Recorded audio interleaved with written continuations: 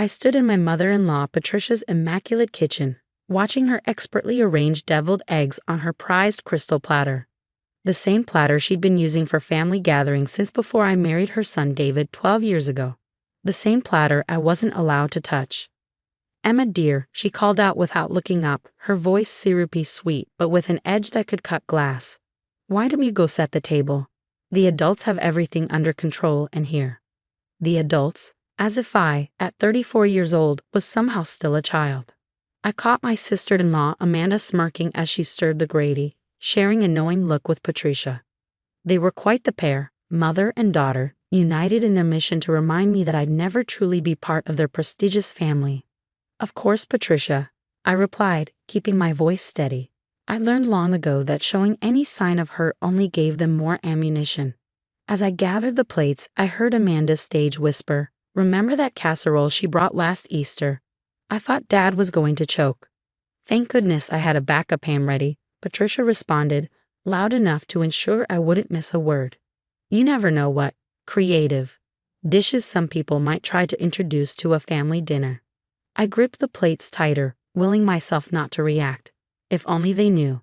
If only they had any idea who I really was, what I was capable of in the kitchen. But David and I had agreed it was better this way. Better to let them think what they wanted. My 8-year-old son Lucas bounded into the kitchen, his dark curls bouncing. "Mom, can I help?" His eyes sparkled with the same mischief I'd fallen in love with in his father's eyes all those years ago. "Not now, sweetheart," Patricia intercepted quickly. "Grammy's kitchen is no place for children. Why don't we go watch TV with your cousins?" Lucas's face fell slightly, but he caught my eye. I gave him our secret wink, and his smile returned. He knew, even at his young age, how to play along. The afternoon progressed like every other family gathering at Patricia's house. The women, except me, cooked and chatted in the kitchen while the men watched football in the living room. My father-in-law George occasionally bellowed out comments about the game, which Patricia dutifully acknowledged with enthusiastic responses, despite having no interest in sports. I kept myself busy arranging the table, making sure each setting was perfect. Patricia would inspect it later, subtly adjusting things while making disappointed clicking sounds with her tongue. It was our usual dance. "Emma," David appeared beside me, speaking low. "You okay?" His hand found the small of my back, a gentle reminder that I wasn't alone in this.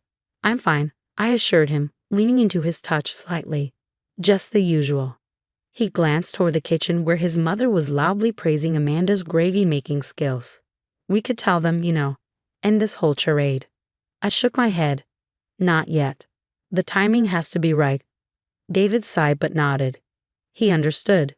We'd built this plan carefully, and patience was key, even if it meant enduring more of Patricia's subtle, and not so subtle, jabs. "Dinner's ready."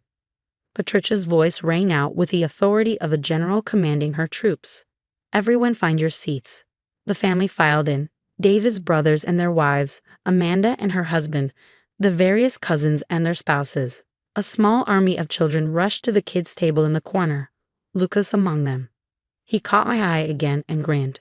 That boy was definitely up to something. Patricia presided over the table like a queen, serving each dish with a commentary about its preparation. Now, the secret to these rolls is that they're made completely from scratch. No store-bought dough in this house.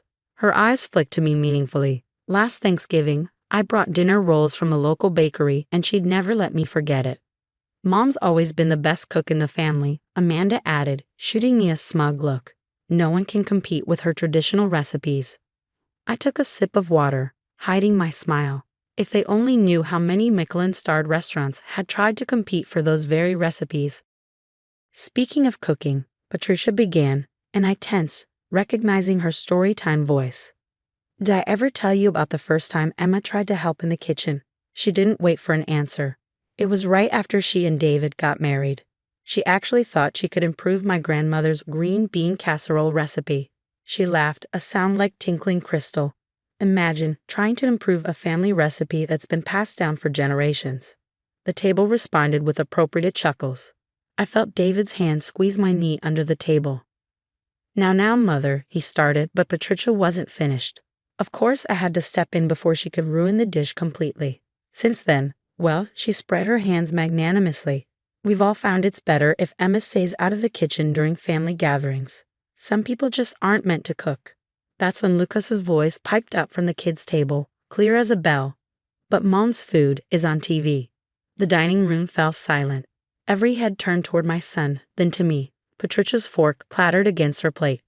Lucas, honey, had began, but he was already pulling out his tablet, the one I thought I'd told him to leave in the car. Look, he said proudly, turning the screen so everyone could see. This is Mom's restaurant, and that's her on chef's table. The tablet screen showed me in my chef's whites, plating a delicate souffle while camera crews captured every movement. The Netflix logo glowed in the corner of the frame. Patricia's face turned an interesting shade of pink as she squinted at the screen, then back at me. "What is this?" she demanded, her voice higher than usual. "Some kind of cooking show competition?" Amanda snatched the tablet from Lucas, swiping through the episodes with trembling fingers. Her eyes widened as she read aloud. Chef Emma Chen Walker, owner of Maison San Francisco's latest 3 Michelin-starred sensation. 3 Michelin stars? George's booming voice cut through the tension. Isn't that the highest rating they give? David cleared his throat. Yes, Dad. Emma's restaurant earned them last year. She's actually the youngest female chef on the West Coast to receive that honor. The silence that followed was deafening. I could practically hear the gears turning in Patricia's head as she processed this information, rewriting 12 years of assumptions in real time. But you always let me, she stammered, looking at the untouched green bean casserole on her plate. You never said anything when I criticized your cooking. It didn't seem important, I said softly, though we both knew that wasn't entirely true. Your family traditions mean a lot to you, and I didn't want to overshadow that. Lucas, bless his heart, wasn't done. Show them your cookbook, Mom, the one with your picture on it. Amanda was already typing on her phone, her face drained of color as she found what she was looking for. Modern Comfort, Reimagining Family Recipes by Emma Chen Walker. Currently in its 8th printing, named one of the most influential cookbooks of the decade. She looked up at me, her superior smile completely gone. This is real. Very real, David said, a note of pride in his voice. Emma's been running successful restaurants for 15 years. She had her first Michelin star before we even met. Patricia sat very still, her hands folded tightly in her lap. I could see her mentally revisiting every snide comment, every dismissive gesture, every time she'd saved a family meal from my supposed culinary incompetence. Why did you tell us? She whispered. I took a deep breath. This was the moment I'd both dreaded and longed for. I tried in the beginning, but you were so proud of your family recipes, so certain about the right way to do things. After that first green bean casserole incident, David and I decided it would be easier to just let it be. You mean let her believe she was better than you? Amanda cut in, finding her voice again. You've been laughing at us this whole time, haven't you? No, I said firmly, meeting her eyes. I've been respecting your mother's kitchen, her traditions, her role in this family. My success doesn't diminish her skills or the love she puts into these meals. Patricia stood up abruptly, her chair scraping against the hardwood floor. Without a word, she walked into the kitchen. We could hear cabinets opening and closing, dishes clinking. Should I? David started to rise, but I placed a hand on his arm. Let me. I found Patricia in the kitchen, aggressively washing dishes that didn't need washing. Her shoulders were tight, her movements sharp and angry. Patricia, I said quietly. 12 years, she said without turning around. 12 years of me treating you like you couldn't boil water. You must think I'm a complete fool. No, I moved closer, picking up a dish towel. I think you're a woman who loves her family and takes pride in caring for them through food, just like me. She finally turned to face me, her eyes shining with unshed tears. But you're so much better at it.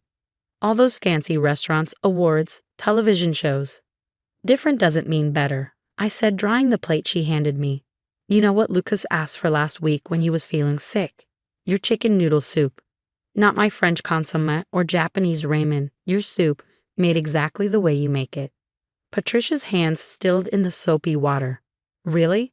Really? He says it tastes like love. A tear slipped down her cheek. I've been horrible to you. You've been protective of your family's traditions, I corrected gently, and maybe a little afraid of change. I understand that, But maybe there's room for both of our styles in this family? The next family dinner was different. 2 weeks had passed since Lucas's revelation, and this time Patricia had called me personally to extend the invitation. Her voice had been hesitant, almost shy, as she asked, Would you like to cook together this time? That's how I found myself in her kitchen on a Sunday morning, our two cooking styles meeting for the first time. Patricia watched in fascination as I demonstrated how to make a silky béarnaise sauce for the roast. The key is to whisk constantly, I explained, showing her the technique. See how it's thickening. It's like magic, she murmured, leaning in closer. Would this work with the ham glaze I usually make? Absolutely.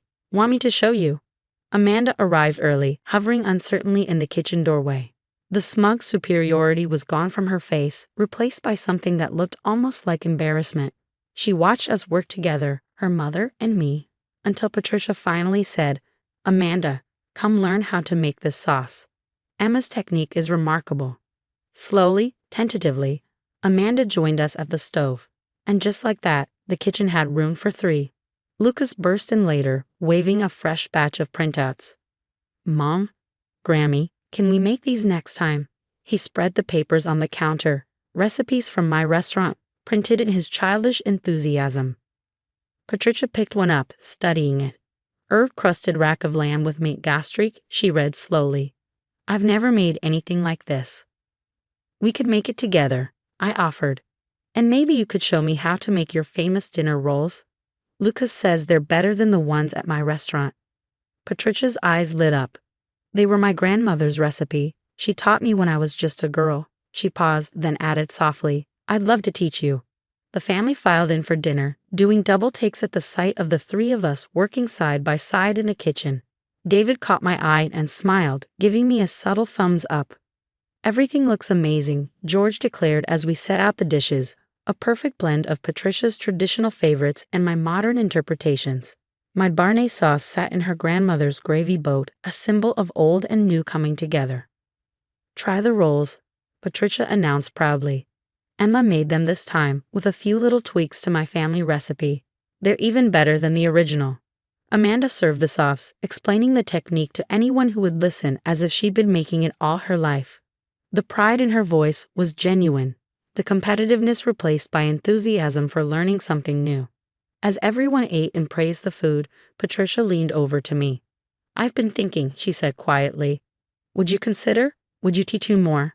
Maybe we could cook together sometimes, not just for family dinners. I'd love that, I replied, watching Lucas demonstrate to his cousins the proper way to whisk, just as I'd shown him in our home kitchen. Actually, I have an idea. The restaurant's closed on Mondays. Why don't you come by?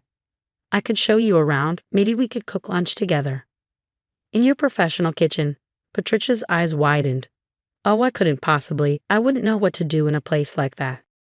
You raised 3 children and kept this family fed for 40 years, I reminded her. You know more than you think. Besides, I smiled, every chef needs a solid foundation in traditional cooking. Your recipes, your techniques, they're valuable. Different from what I do, but just as important. Tears welled in her eyes. I was so wrong about you, Emma. All these years, I thought you were trying to change our family traditions. But you were protecting them, weren't you? While building something new alongside them. That's what family does, I said, squeezing her hand. We grow together, learn from each other. Speaking of which, I nodded toward Lucas, who was now teaching his grandmother's signature gravy technique to his younger cousins. I think we might have another chef in the family. Patricia laughed, a real laugh this time, not the crystalline fake one she used to use around me. As long as he learns from both of us. Both of us, I agreed. Later that evening, as David and I were getting ready to leave, Patricia pulled me into a tight hug. Thank you, she whispered, for not giving up on us. I hugged her back, breathing in the familiar scent of her perfume, mixed with the lingering aromas of our shared kitchen. That's what family does. In the car, Lucas fell asleep almost immediately, clutching his precious printouts of recipes. David took my hand as he drove, rubbing his thumb across my knuckles. Happy? He asked. I looked back at the house, where Patricia stood in the doorway, waving. The porch light illuminated her face, and I could see her smiling. A real, warm smile that reached her eyes. Yeah, I said. I think we all are.